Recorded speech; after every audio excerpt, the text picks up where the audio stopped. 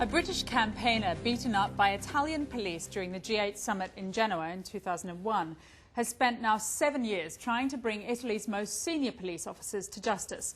Last night we reported on the sacking of Italy's chief of police, dismissed by the Prime Minister after being caught changing defendant statements. And as Girish Juneja reports, tonight this isn't the only shock in a case that's gripping Italy. Genoa 2001 was the most violent G8 summit held.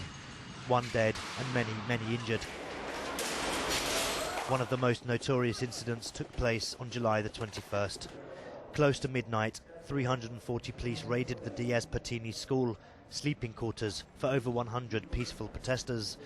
They were beaten in their sleeping bags, later in police vans, and then taken to a detention centre and beaten again for 5 days. Mark Covell, a British journalist working for the indie media news agency, was outside the school. This footage, snatched from the opposite building, shows Mark enduring 8 broken ribs, a broken hand, damaged spine, the loss of 16 teeth and a collapsed lung. He was beaten up by the police, and it's video evidence like this that's become crucial in his fight for justice. It shows all of the units on the street before they got into Diaz and when they were around me. And there's some very revealing images of who was close by and giving orders over my beating. At home in West London, Covell masterminds the fight to bring attempted murder charges. In Genoa, the work of his team of 5 lawyers is paying off. This week, Italy's chief of police was sacked for his role in manipulating defendants in a related case. And although no charges have yet been brought, a further 5 police chiefs are being investigated for their role in the attempted murder of Mark Covell. One of them is this man, Francesco Gratteri. In 2001, Gratteri was second deputy of the flying squad. He's since been promoted and is now chief of Italy's anti-terrorist unit. Here he is, photographed on the night, with his distinctive beard and helmet. The prosecution have submitted video evidence which they argue proves Gratteri was right next to Mark as he was being beaten. But then a twist. 5 months ago, the Forensic Police Service of Italy submitted new photographs. They claimed these showed Gratteri 50 metres from the spot where Mark was being beaten. This means that the anti-terror chief couldn't have known what was happening to Mark. It also implies that the crime was the work of individual police officers, not sanctioned by the chain of command.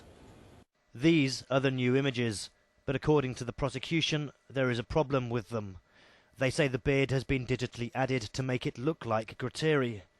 This is the original video, the video from which the forensic stills were taken. In the video, albeit shot from a distance and at night, the bearded man that the police claim is Gratteri does not appear to have a beard. It seems the beard in the still image could only have been added with computer graphics. But look even more closely. The left side now has the beard, but the right side has been left alone. It's clean shaven. And there is more.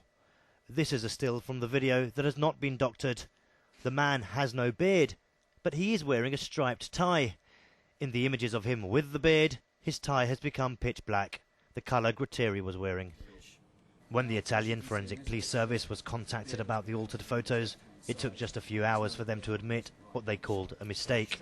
But for Mark, the process has taken its toll. Extremely stressful, extraordinarily complicated.